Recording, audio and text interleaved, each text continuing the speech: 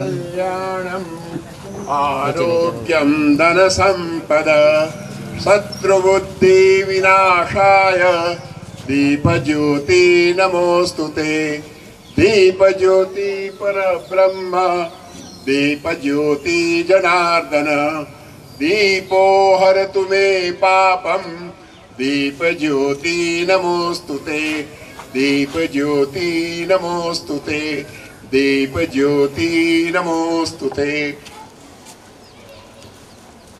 કારણ કે આખા અમદાવાદે વર્ષો સુધી અને અમદાવાદ નહીં, અમદાવાદ સિવાયના જેટલા પણ FM રેડિયોના નેટવર્કમાં જે આવતા હતા તે બધાની સવાર ધ્વનિતભાઈની હેલો અમદાવાદ કે મોર્નિંગ મંત્રથી થયેલી છે. દેવાંશીબેન જે પત્રકારની દુનિયામાં ગુજરાત જાણે ક્યાંક રાહ જોઈને બેઠું હતું ને એક નવો આયામ, નવી દિશા જે પત્રકારત્વને મળી છે એ ખરેખર દેવાંશીબેન એના ટોર્ચ બેરર છે, જ્યોતિર્ધર કહીએ તો પણ ઓછું નથી.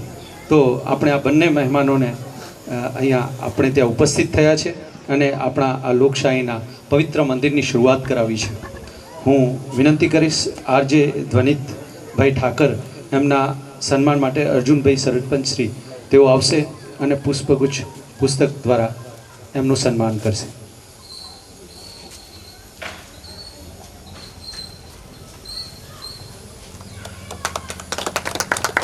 મિત્રો તાળીઓથી વધાવી લઈએ જોરદાર.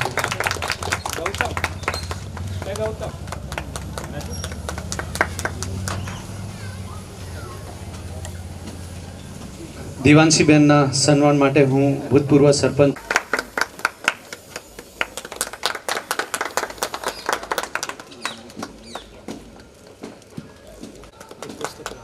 મિત્રો તાળીઓનો ધોધ વહાવતા રહેજો. આપણે ત્યાં જ્ઞાનનો દીપક પ્રજ્વલિત થઈ રહ્યો છે, એ દીપકને આપણે પ્રોત્સાહિત કરવાનો છે તાળીઓ દ્વારા. વડતાલથી ઠાકોરભાઈ પધાર્યા છે.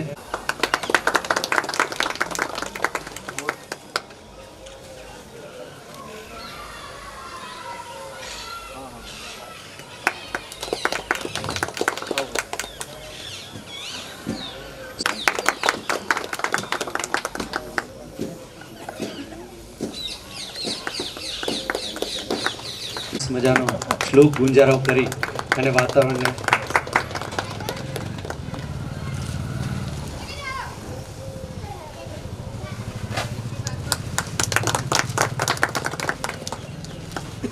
મલાતજથી પધારે છે અહીંયા ઉદયસિંહ. તાળીઓથી વધાવી લઈએ. ઉદયસિંહભાઈ ભાથીભાઈ પરમાર.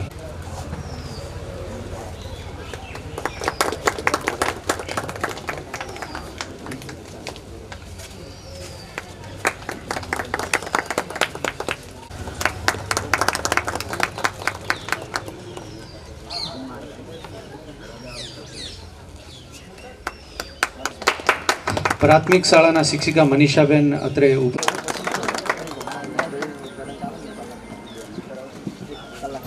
ચૈતન્ય આર્ય ધ રોયલ્સ ફાઉન્ડેશન અમદાવાદ સંચાલિત ગ્રંથ મંદિર મહુડિયાપુરા.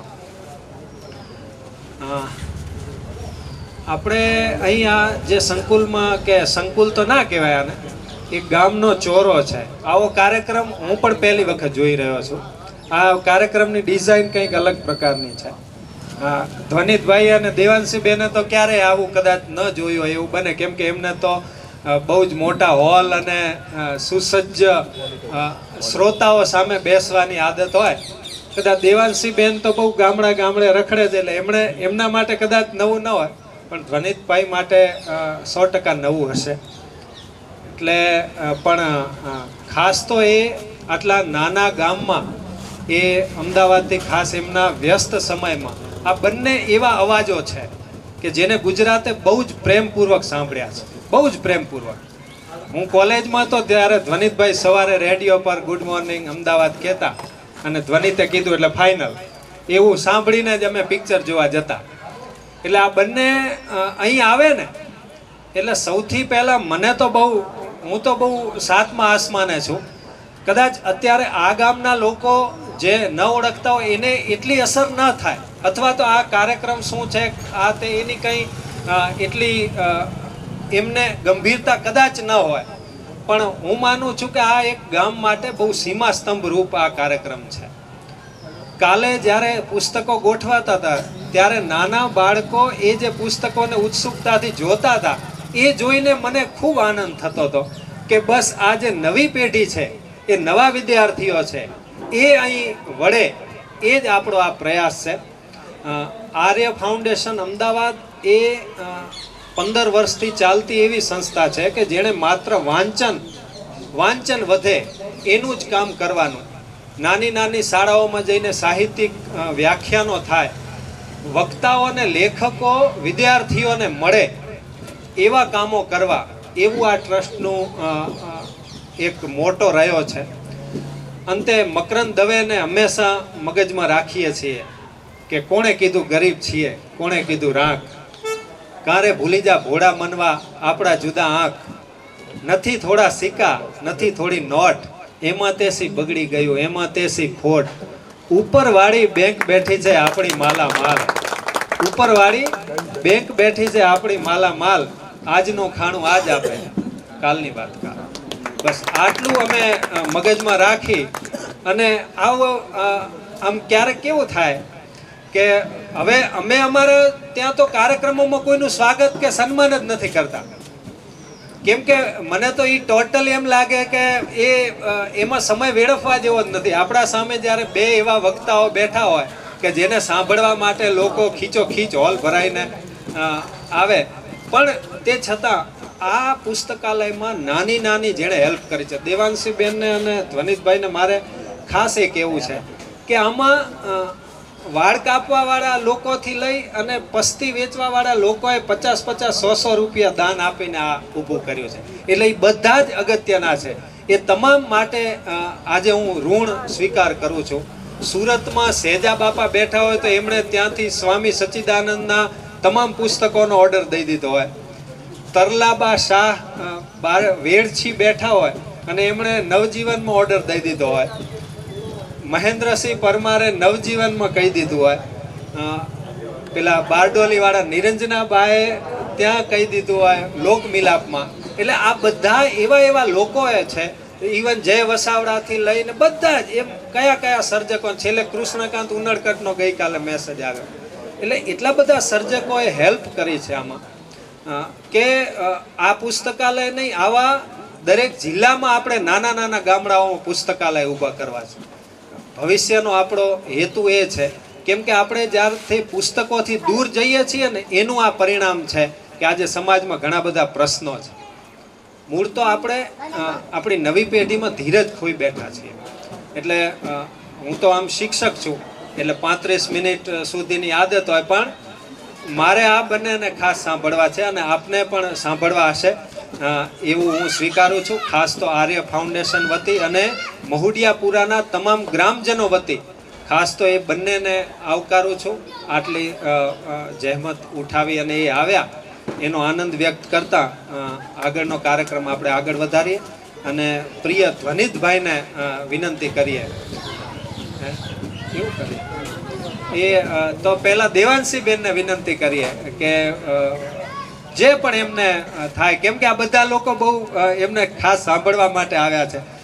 ધ્વનિતભાઈ નું પેલું અર્બન સુધી પહોંચ્યું હોય અથવા ગામડા સુધી કદાચ ન પહોંચ્યું હોય, પણ દેવાંશીબેનનું ગામડા સુધી પહોંચ્યું છે. એટલે ઘણા બધા ચાહકો એમના પણ છે અને ઘણા બધા અમારા ધ્વનિતભાઈના પણ છે. એટલે બંને એવા અવાજોને પહેલા તો કુદરતનો હું આભાર માનું છું કે આ બંને અવાજોને ભેગા કરવાનું મહુડિયાપુરાને આ મોકો મળ્યો. આટલા નાના ગામડામાં આ બે અવાજો કદાચ એવું છે કે પહેલી વખત ભેગા થયા હશે. એમ કોઈ જગ્યાએ કાર્યક્રમમાં આવ્યા હોય એવું મેં નથી જોયું, કદાચ એમને ખ્યાલ હોય તો માફી ચાહું છું. પણ મહુડિયાપુરાનું અને આ ચરોતર વિસ્તારનું નસીબ છે કે આ બંને અવાજો આપણી પાસે છે. એટલે વધારે મારો અવાજ ન સંભળાવતા દેવાંશીબેનને વિનંતી કરું કે પ્રાસંગિક ઉદ્બોધન કરે. દેવાંશીબેન. થયો એના પછી આપણે ખાસું ભટક્યા, એટલે જ આપણે અહીંયા આવીને ઊભા છીએ કે આપણે આપણે શોધમાં છીએ કે પુસ્તકો થકી શિક્ષણની એ વાતો આપણે પહોંચાડી શકીએ. આ એ ભૂમિ છે કે જાણે સરદાર પટેલ તો આપે પણ મણિબેન પણ આપ્યા, અને એટલે જે એ બધી મણિબેનો ક્યાં ખોવાઈ એ શોધવાની છે આપણે. આ ભૂમિમાંથી આપણે શોધવાનું છે કે આપણે એ જે છોકરીઓ અત્યારે પ્રાથમિક શાળામાં છે એ છોકરીઓ ધીરે ધીરે લાઇબ્રેરીમાં આવશે ને એના પછી આપણને ખૂબ સરસ નવું નેતૃત્વ મળશે બધી દિશામાં. એ દીકરીઓ આપણને મને એવું લાગે છે કે આવતીકાલ આપી શકશે. મકરંદવેની એમણે વાત કરી એટલે એની જ આગળની લાઈનથી શરૂ કરું છું કે માનવી ભાળી અમથે અમથું આપણું ફોરે વાલ, નોટને સિક્કા નાખ નદીમાં ધૂળીએ મારક જાય. એટલે ગામડું છે એ તમને જોડે છે માણસોની સાથે, બહુ જ સુંદર રીતે તમારું એ કનેક્શન બેસાડે છે. એટલે હું ખૂબ બધા ગામડાઓમાં જાઉં જ્યારે એને માણસોને મળું ત્યારે એ સમજાય કે કોઈ જ કારણ વગર અમથે અમથું જ્યારે એકબીજા પર હેત ઉભરાય અને હેત વરસાવતા માણસો જોવા મળે ત્યારે સમજવાનું કે આપણે ગામડામાં આવ્યા છીએ. મહુડિયાપુરામાં આવવું એ મારું પણ હું એટલે સૌભાગ્ય માનું છું, કેમ કે રસ્તામાં ધ્વનિતભાઈ કહી રહ્યા હતા એટલે કામની વાત નીકળી ને ઓડિટોરિયમની ને ઓડિયન્સની ને કેટલા લોકો બેઠેલા છે એની વાત નીકળી તો એમણે બહુ સરસ કહ્યું કે ઉદ્દેશ્યો નાના ને મોટા હોય છે. કામ પણ નાના મોટા નથી હોતા, કાર્યક્રમો પણ નાના મોટા નથી હોતા, દર્શકો ઓડિયન્સ પણ નાની મોટી નથી હોતી. એ તો એ ઉદ્દેશ્યની તાકાત છે કે જે કોઈકને અહીંયા ખેંચીને લાવે છે. તો આ ઉદ્દેશ્ય છે કે જેના થકી અમે ખેંચાઈને અહીંયા આવ્યા છીએ. વાત શિક્ષણની અંદર બહુ જ સરસ લખેલું છે અને મને એવું લાગે છે શિક્ષણ, સાહિત્ય, સેવા એ સંદર્ભે જે લખાયેલું છે એ જ સૌથી વધારે મહત્વનું છે કે એ જો તમારી કરોડના ટટ્ટાર નથી બનાવતું, તમારા અવાજમાં એ દ્રઢતા નથી આપતું, તમે આંખોમાં આંખો નાખીને પ્રશ્ન નથી કરી શકતા, તમે પોતાના માટે નથી બોલી શકતા, તમે પોતાની આસપાસના માણસો માટે નથી બોલી શકતા, તો આપણે શિક્ષિત હોઈશું પણ આપણે ખાલી વાંચતા લખતા શીખ્યા છીએ. એમ પણ આપણે ત્યાં લિટરસીની વ્યાખ્યા એ જ છે કે જે પોતાનું નામ લખીને વાંચી શકે એને આપણે શિક્ષિત કહીએ છીએ, ભણેલા કહીએ છીએ. પણ સાચા અર્થમાં શિક્ષિત માત્ર એ છે કે જે ખરેખર અવાજ ઉઠાવી શકે છે. અવાજ એ બહુ જ નાની વાતો માટે જે પોતાની આસપાસ ઘટતી આપણે ઘટનાઓ જોઈએ છીએ. આપણે આઉટસોર્સિંગની અમે હમણાં જ રસ્તામાં વચ્ચે વાત કરી રહ્યા હતા, શિક્ષણમાં ને બધામાં જ્ઞાન સહાયકની ને બધી વાત કરતા હતા. એટલે આપણે લડાઈઓ પણ આઉટસોર્સ કરીએ છીએ. આપણે એટલી હદ સુધી શિક્ષણમાં વચ્ચે થોડા એવા અટવાયેલા છીએ કે આપણે લડવા માટે આપણને કોઈક બીજું જોઈએ. કે અમને ખૂબ ફોન આવે, એટલે પત્રકારોને બહુ બધા ફોન આવે એટલે કોઈ એવું કહે કે અમારા ગામમાં આ સમસ્યા છે, તમે કંઈ બહુ સરસ સમસ્યા છે, અમે એને પ્રયત્ન કરીશું એનો અવાજ ઉઠાવવા માટે. પણ તમે શું કર્યું એના માટે? તમે શું પ્રયત્ન કર્યો? તમે સીધો જ કેમ મીડિયામાં ફોન કરી રહ્યા છો? તમે સીધા જ કેમ એવું ઈચ્છી રહ્યા છો કે કોઈ ટીવી, કોઈ અખબાર, કોઈ ડિજિટલ મીડિયા એ તમારો અવાજ બને? સૌથી પહેલાં તમે તમારો અવાજ બને. તમે પ્રયત્ન કર્યો ગામમાં એ રજૂઆત કરવાનો, તમે પ્રયત્ન કર્યો જે તે કચેરીમાં જઈને એ વાત મૂકવાનો. એ વાત કદાચ એટલે નથી થતી કેમ કે શિક્ષણ છે એમાંથી કમી આવી ગઈ છે. એટલે એ યાદ કરાવવાનું અથવા એ ગળથુથી માપવાનું ભૂલાઈ ગયું છે. હું બહુ બધી વાર ઉદાહરણ આપું છું કે માણસની પાસે આંતરપૂછ હતું ને પછી એપેન્ડિક્સ થઈ ગયું કેમ કે વપરાયું નહીં, તો આપણી પાસે વોકલ કોર્ડ્સ છે, અવાજ છે, વાપરીશું નહીં તો જતો રહેશે એક દિવસ. આપણે ગળા ઘસાય છે પણ ગળાનો વપરાશ નથી થતો એ રીતે, જ્યાં બોલાવવું જોઈએ ત્યાં આપણે ઘણી બધી વાર નથી બોલતા, એ ચૂકી જઈએ છીએ.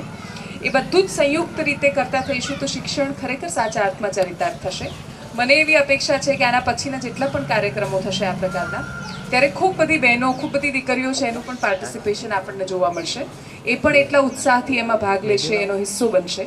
કેમ કે એમના વગર આ સમય બદલાઈ રહ્યો છે અને જે બદલતા સમયને પારખી નથી શકતા એ લોકો ત્યાંના ત્યાં રહી જાય છે. તમારે ખૂબ સાક્ષી ભાવે એને જોવું પડે કે બદલાતો સમય છે, એ બદલાતા સમયમાં શું જરૂરિયાતો છે એની, સમય શું માંગી રહ્યો છે આપણી પાસે, સમય આપણી પાસે જે માંગી રહ્યો છે આપણે જો એ પીરસી શકીશું તો પછી આખું ભવિષ્ય આપણી પ્રતીક્ષામાં ઊભું છે. ખૂબ બધી શુભેચ્છા ગામને, ગામના લોકોને આટલી સરસ શરૂઆત કરી શક્યા અને થેન્ક યુ સો મચ કે હું આ સરસ મજાના કાર્યક્રમનો હિસ્સો બની શકી અને સાક્ષી ભાવે જોઈ શકી. Thank you so much. અમે તો આમ હજી કાન દઈને આમ સજ્જ થયા હતા કે હજી તો આમ હજી ઘણું આવશે એમ, એટલે થોડાક અધૂરા અમે ન રહી. એટલે ગણિતભાઈને ખાસ વિનંતી કે અધૂરા અમને ન છોડે અને દેવાંશીબેનની વાત ને ગ્રાહ્ય રાખીએ છીએ કે દીકરીઓ, મેં એમને ત્યાં પણ એ જ કહ્યું કે આપણા આ વિસ્તારની બહુ મોટી ખામી એ છે કે દીકરાઓ ભણતા નથી, દીકરીઓ ભણે છે તો એને આપણે ભણાવતા નથી. એટલે આપણે આખો વિસ્તારમાં બે બાજુ માર ખાઈએ છીએ. એટલે હવે આવતા કાર્યક્રમોમાં અહીંયા જે કાર્યકર્તા મિત્રો છે એમને ગમે તે પેલા નુસ્ખાઓ કરવા પડે, પણ સ્ત્રીઓની અને બહેનોની સંખ્યા વધે એવા પ્રયાસ કરવા માટે હું વિનંતી કરું છું. અને ધ્વનિતભાઈને સાંભળવા માટે આપણે બધા જ કાન સજ્જ કરીએ. પ્રિય ધ્વનિતભાઈ ઠાકર. કેમ છો બધા? મજામાં. ચહેરા પર તો સરસ ઉત્સાહ છે, આંખોમાં એક પ્રકારનો ઉમંગ છે અને આતુરતા છે. આતુરતા શેની છે?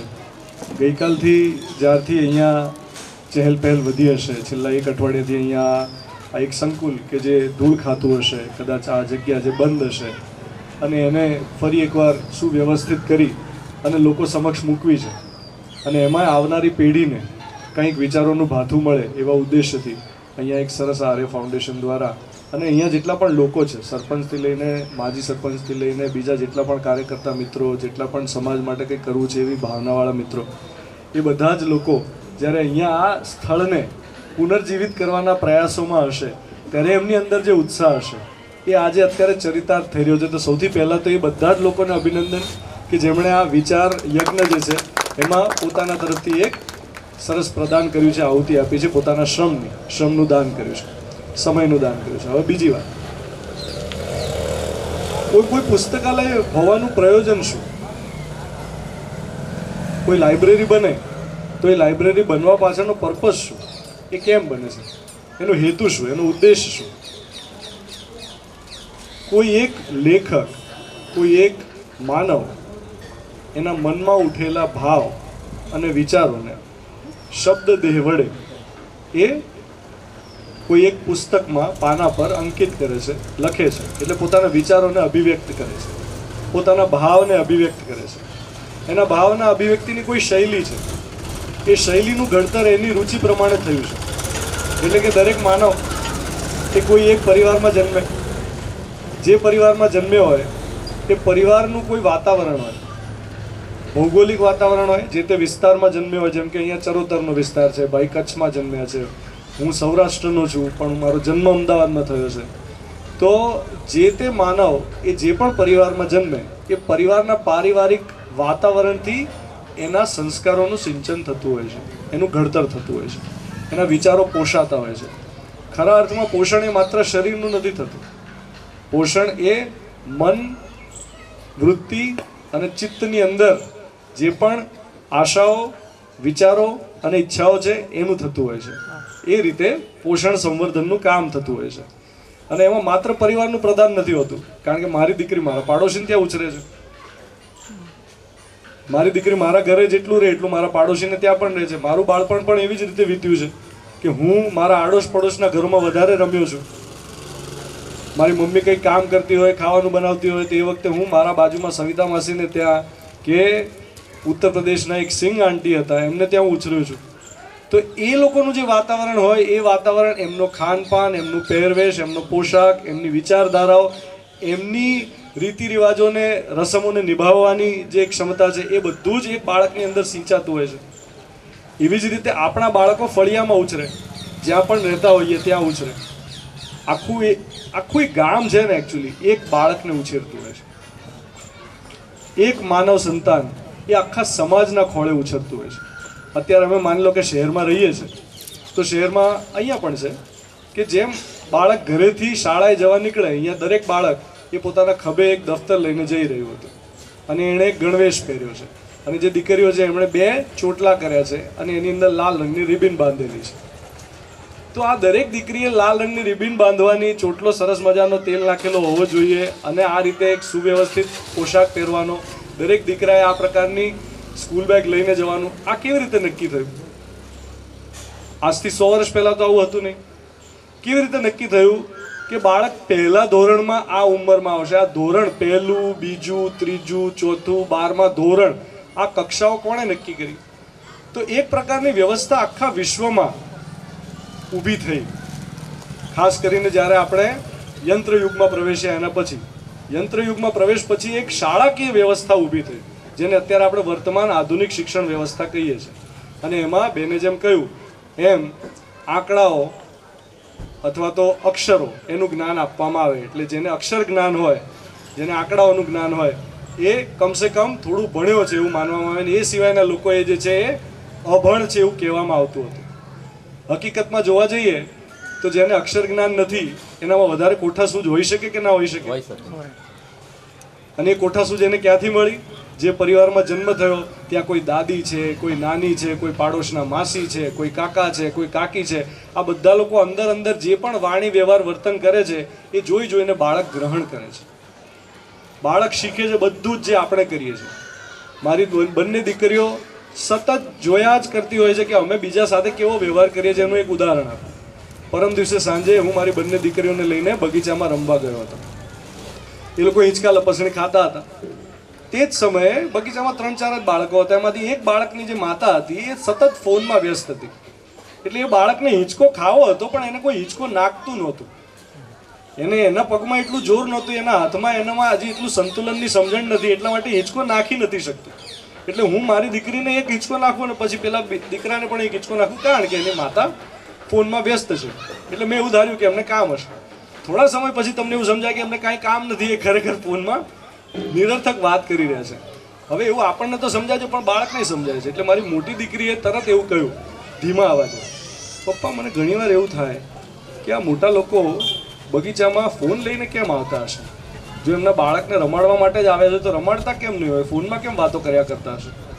એટલે મેં એને એમ કહ્યું કે તારું અવલોકન સાચું, પણ કોઈ પણ વ્યક્તિની હાજરીમાં આવું અવલોકન એ જે તે વ્યક્તિને ખરાબ લાગે એ રીતે ન કહેવું.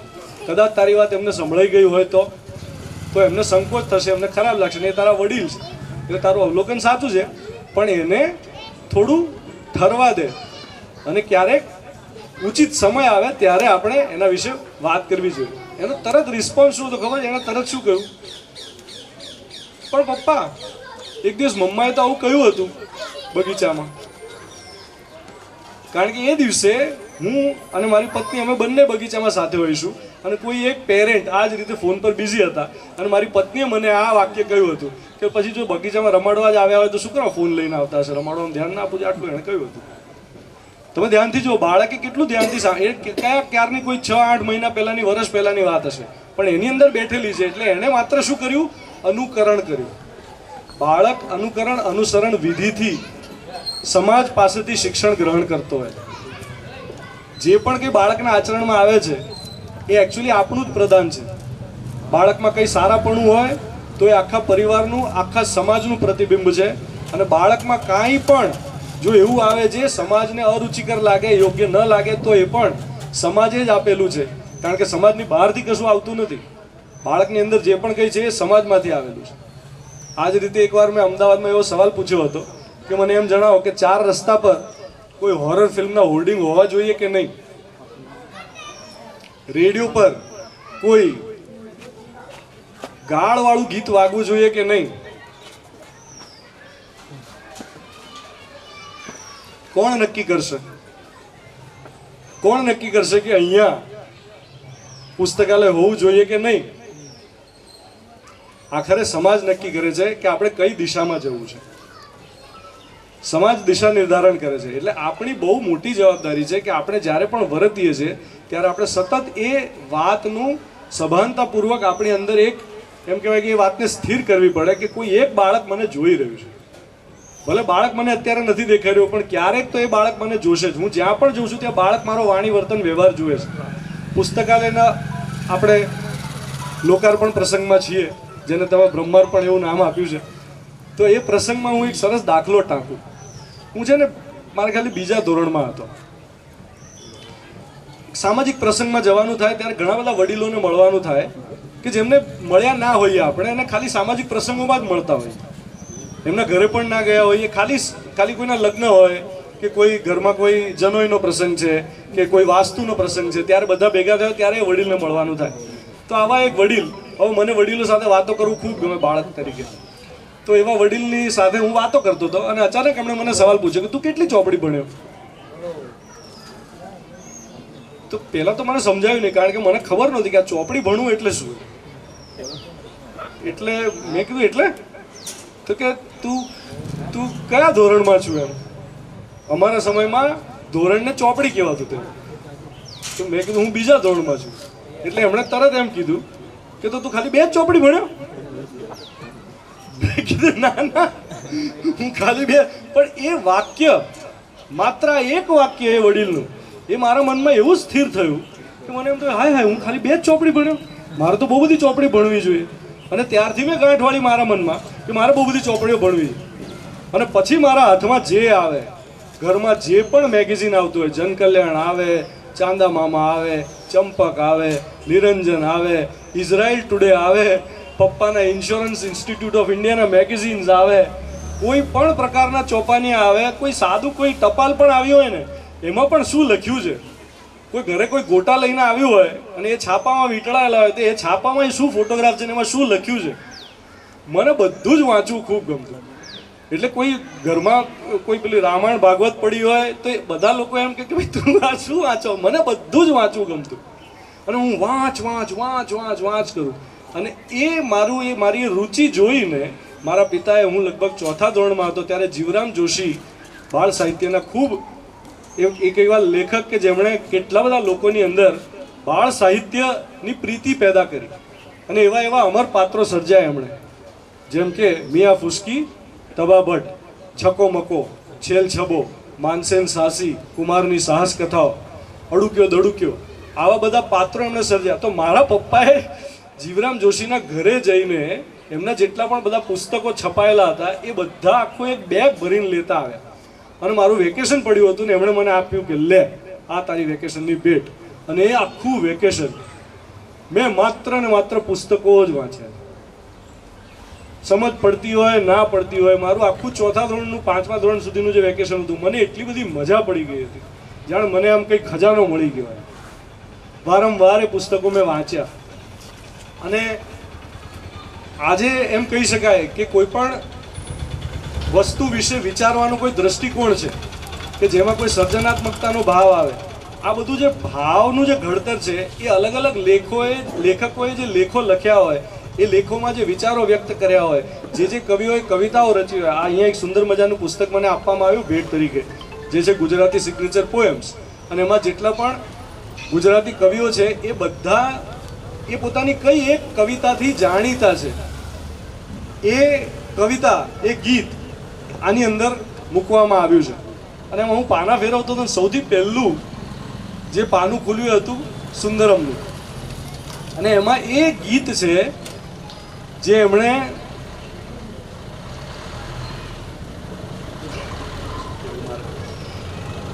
કયા સંદર્ભમાં લખ્યું હશે, પણ અમે બાળક તરીકે કયા જુદા સંદર્ભમાં સમજ્યા હતા.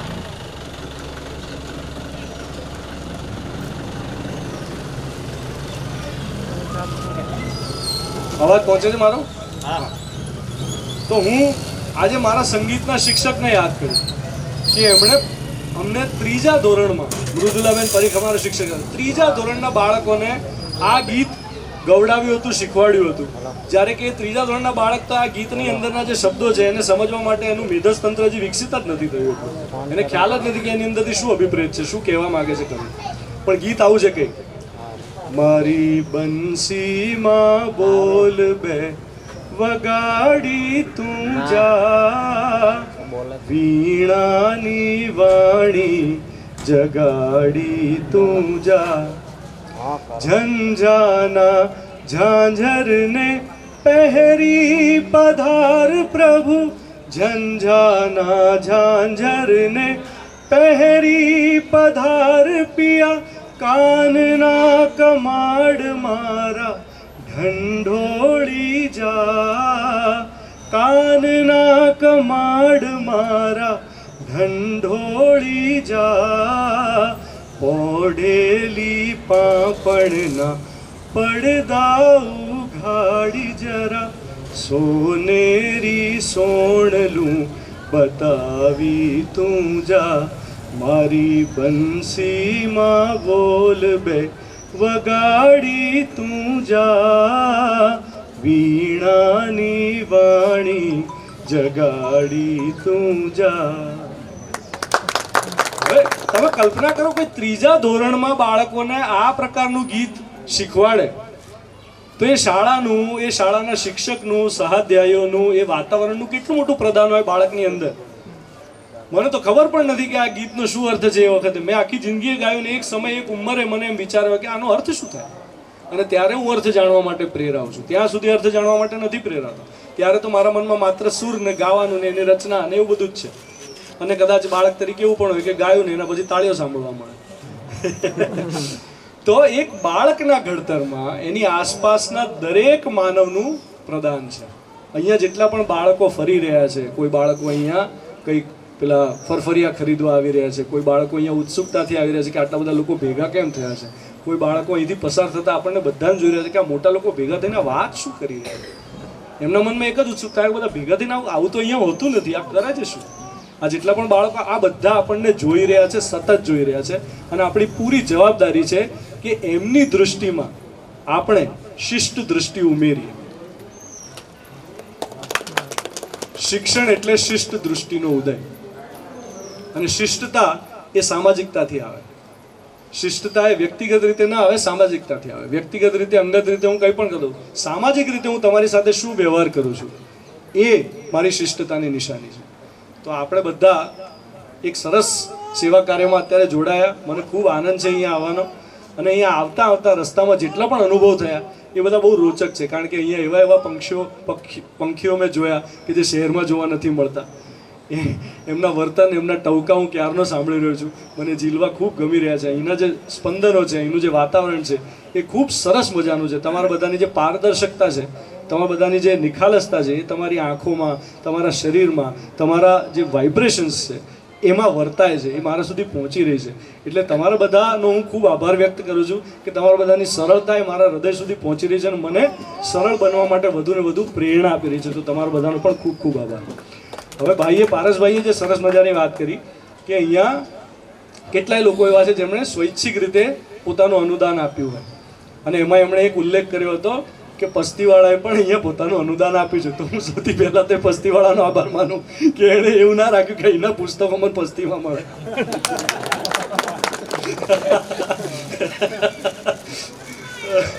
અને અહીંયા ખૂબ સરસ મજાના પુસ્તકો ભેગા થયા છે. અને એ બધા હું છે ને ઘણા બધા, બહુ બધા ગામડાઓમાં તો નથી ગયો, પણ જ્યાં જ્યાં પણ ગયો છું ત્યાં મેં જોયું છે કે બાળકોને પુસ્તકાલય પ્રત્યે વિશેષ રુચિ હોય છે. કારણ કે એમને મૂળ તો છે ને બાળકોને જાણવું છે, એમનામાં કુતૂહલ છે, એમનામાં વિસ્મય છે. હવે એ વિસ્મયનું પોષણ થાય એવું જ્યારે વાતાવરણ મળે નહીં ત્યારે એમને એમ થાય કે અહીંયા મને નથી મળતું, મને ક્યાંક બીજે મળશે. અને એ બીજી દુનિયાની બારી ઉગાડી આપે છે પુસ્તકો. તો પુસ્તકો એમને આખા વિશ્વને જોવા માટેની અલગ અલગ બારીઓ ઉગાડી આપે છે.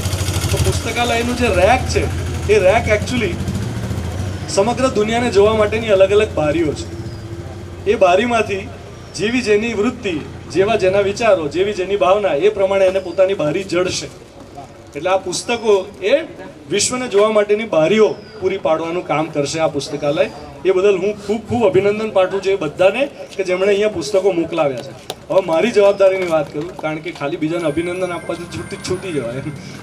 મારી જવાબદારીની વાત કરીએ તો છેલ્લા 3-4 વર્ષોમાં જ્યારે હું જાહેર જીવનથી થોડો ઘણો પાછો ખેંચાયેલો હતો અને જ્યારે હું મારા પરિવારની અંદર સમય વ્યતીત કરતો હતો, મારી દીકરીઓને ઉછેરતો હતો. મારું મૂળ કારણ એ હતું કે મને મારી દીકરીને વધારે સમય આપવો હતો. એ ઉછેર દરમિયાન મેં ઘણા બધા જોડકણા બનાવ્યા છે, ઘણી બધી વાર્તાઓ લખી છે.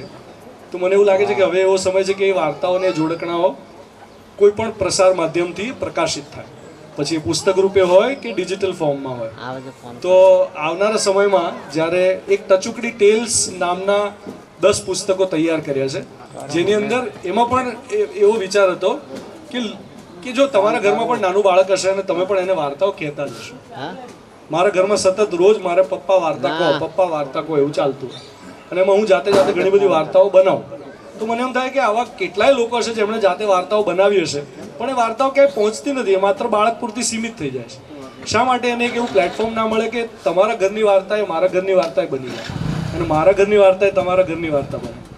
તો વાર્તાઓનું ક્રાઉડ સોર્સિંગ, જેને એમ કહેવાય, સોશિયલ મીડિયાનો છે ને એક આ સદુપયોગ કર્યો કે જેમાં મેં લોકોને કહ્યું કે તમે આવી વાર્તાઓ લખી હોય તો મને મોકલો. તો ખૂબ બધી વાર્તાઓ લોકોએ મોકલી કે અમે અમારા બાળકો માટે આવી વાર્તાઓ ઘડી છે. એ બધી વાર્તાઓ મેં મારી દીકરી એ વખતે 6 વર્ષની હતી, મોટી દીકરી, બધી જ એને સંભળાવી અને એમાંથી એણે જે સિલેક્ટ કરી કે પપ્પા આ સરસ છે, આ સરસ છે, આ સરસ છે, એ બધી વાર્તાઓને મેં નવેસરથી લખી, મઠારી. અને એમાંથી અમુક ચૂંટેલી વાર્તાઓનો સંગ્રહ 10 પુસ્તકોનો, એનું નામ છે ટચુકડી ટેલ્સ. તો એ પ્રકાશિત થવાનો છે થોડા સમયમાં. હું રાહ જોઈ રહ્યો છું પ્રકાશકની કે પ્રકાશિત કરે. તો જેવું પ્રકાશિત થશે એટલે સૌથી પહેલો સેટ તો મહુડિયાપુરાની આ પુસ્તકાલયમાં, લાઇબ્રેરીમાં મોકલીશું આપણે, જેથી અહીંયા જે પ્રાથમિક શાળાના બાળકો છે એનો આનંદ લઈ શકે. આ પહેલું કામ. અને બીજું કામ, હું એવા ઘણા બધા હવે પબ્લિકેશન્સને છેલ્લા થોડા વર્ષોમાં જાણું છું કે જેમણે બાળ સાહિત્યમાં સુંદર ખેડાણ કર્યું. આખા દેશમાં ખૂબ બધા એવા પબ્લિશર્સ છે કે જેમણે બાળ સાહિત્યમાં સુંદર ખેડાણ કર્યું હોય. તો એ બધા જે પુસ્તકો છે એ બધા પુસ્તકો હું મારી રીતે, મને જે યોગ્ય લાગે, મારી દીકરીને જે વંચાવું છું એવા બધા જ પુસ્તકો સિલેક્ટ કરી અને હું આ લાઇબ્રેરીમાં પણ મોકલી આપીશ. તો મારી જવાબદારી. હા, અને એક ત્રીજો ભાગ, કાંઈ વાત નહીં, એ વ્યથિત છે, કાંઈ એમને શાતા મળે એવી પ્રાર્થના કરી આપણે. ત્રીજો ભાગ, હવે એક મહત્વનો ભાગ કહું. મને એવું બહુ થાય છે કે એ પુસ્તકો એકવાર અહીંયા મોકલી આપું, એના પછી હું એકવાર ફરીવાર અહીંયા આવું અને અહીંયા જે શાળાના જે બાળકો છે એમને હું એ પુસ્તકોમાંથી વાર્તાઓ વાંચીને સંભળાવું. તો આપણે એવું પણ કરશું કે ફરી એકવાર જ્યારે અનુકૂળતા તમારા બધાની બને, જેમ બેને કહ્યું કે અહીંયા ભવિષ્યમાં પણ નવા કાર્યક્રમો સરસ થતા જાય, તેમાંથી મારા તરફથી આ એક કાર્યક્રમ બીજો ઉમેરી દઈએ કે જેમાં હું અહીંયા આવીશ અને બાળકો સાથે ગોષ્ઠી કરીશ, વાર્તાલાપ કરીશ. મૂળભૂત આપણી, મને એવું લાગે છે, આખી વાતનો સાર જે છે, મને એવું લાગે છે કે આપણી અત્યાર સુધીની જે યાત્રા છે ને, હજારો વર્ષોની, એમાં આપણે મૂળ તો માણસ બનવા માગીએ છીએ, પણ માણસ હોવું એટલે શું એને બરાબર પકડી શક્યા નથી હજી. અને એટલા માટે આપણી અંદર આપણને ખાલીપો વર્તાતો હોય છે, આપણી અંદર આપણને કોઈ એક ગેપ જેવું લાગતું હોય છે, સંતુષ્ટિ નથી હોતી, અને સંતુષ્ટિ માટે આપણે ખૂબ બધા વલખા મારીએ છીએ. ગામમાં રહેતા હોય એને એમ થાય કે શહેરની દુનિયા સરસ, ગામમાં રહેતા હોય એને એમ થાય કે મારો છોકરો ભણી લે, અને પૂછો કે ભણાવું કેમ છે, તો છેવટે શું બનવું છે એને? કંઈક એવું બનવું છે જેનાથી એને સમાજમાં માન મળે અને સંપત્તિ મળે.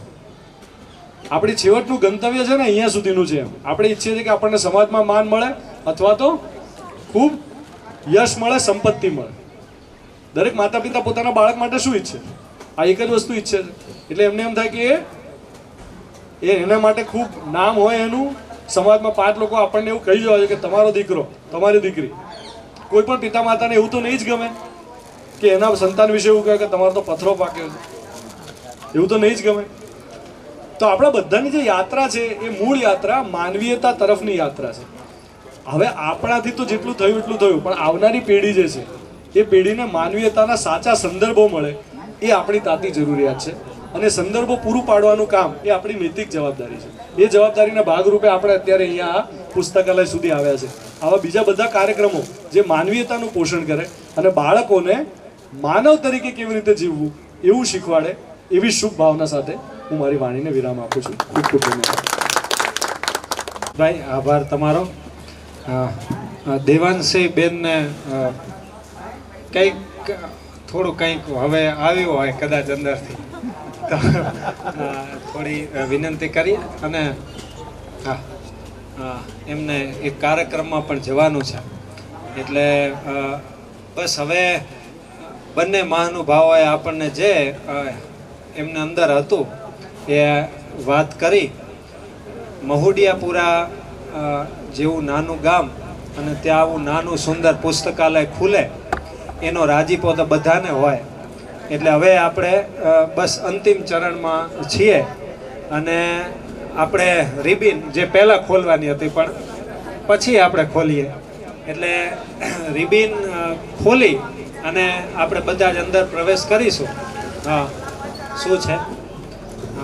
આપ બધા જ સારી રીતે સંભાળી લેશો મહુડિયાપુરાના હવાલે. બ્રહ્માર્પણ શબ્દ એટલે રાખ્યો કે લોકાર્પણ તો આપણે બ્રિજના પણ થાય ને અને એ બધું ખબર નહીં, જે તકલીફ થતું હોય પણ ચાલતું નથી ઘણું લાંબુ.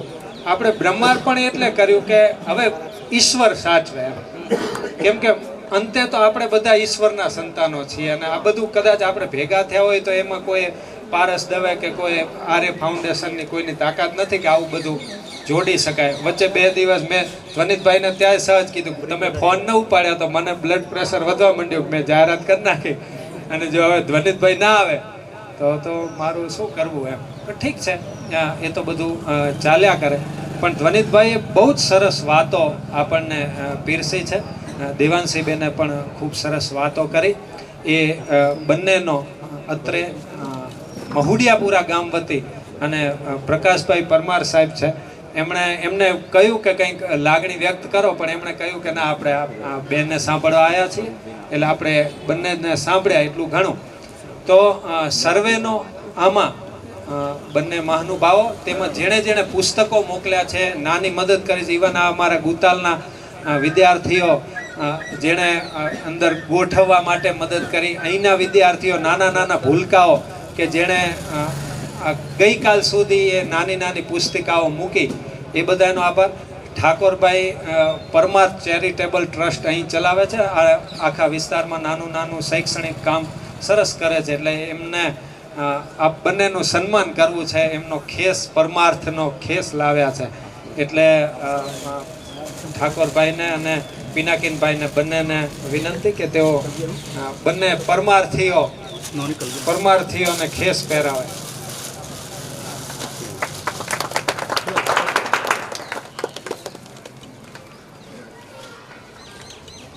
આપણે તાળીઓના ગડગડાટ સાથે વધાવીએ.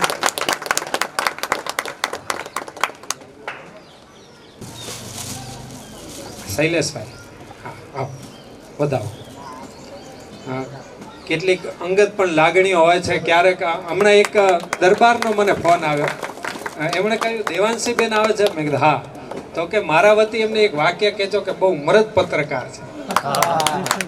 એટલે આવી નાની લાગણીઓ આપ સુધી પહોંચાડીએ છીએ. ખૂબ આભાર. આપણે હવે ઉદ્ઘાટન અંતિમ વિધિ, આપણે આભાર વિધિની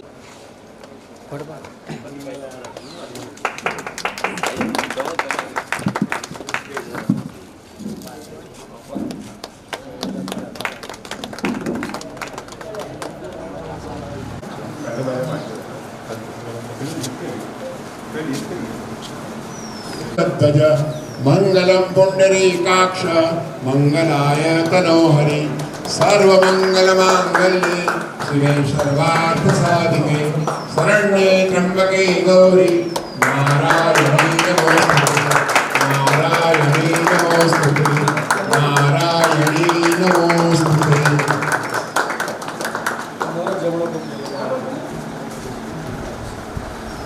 इष्टदेवी सस्तिनो बृहस्पतिर्ददातु.